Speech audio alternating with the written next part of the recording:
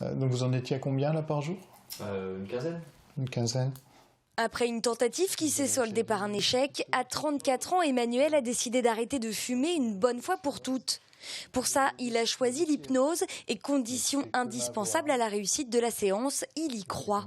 Je suis prêt psychologiquement parce que c'est moi qui ai décidé de venir avec ce procédé, donc même que ce soit pour ma santé, vie de famille et le reste, il faut.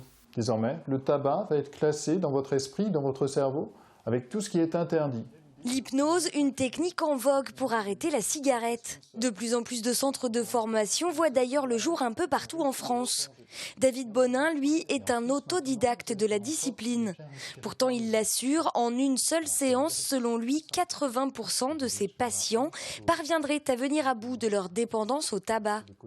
Comment? En utilisant sa voix pour faire passer les gens dans un état de conscience dit modifié. Le truc, c'est que la personne est beaucoup plus réceptive dans cet état-là à ce qu'on lui dit. Donc les choses vont s'ancrer davantage en profondeur. Donc ces messages vont continuer de résonner. Même après la séance, elle va continuer d'y repenser. C'est bien aujourd'hui, le 31 mai, que vous arrêtez de fumer. Alors pendant 45 minutes, David parle. Le rythme de parole est soutenu mais calme. Il envoie des messages à Emmanuel.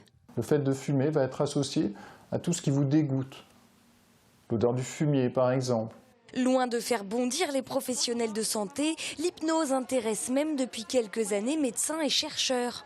Au service addictologie du CHD de La Roche-sur-Yon, son utilisation est actuellement en réflexion. L'hypnose est un très bon moyen parmi d'autres. En revanche, il n'y a pas de baguette magique. Donc ça aura du sens au sein d'une prise en charge globale de l'accompagnement du sevrage du tabac.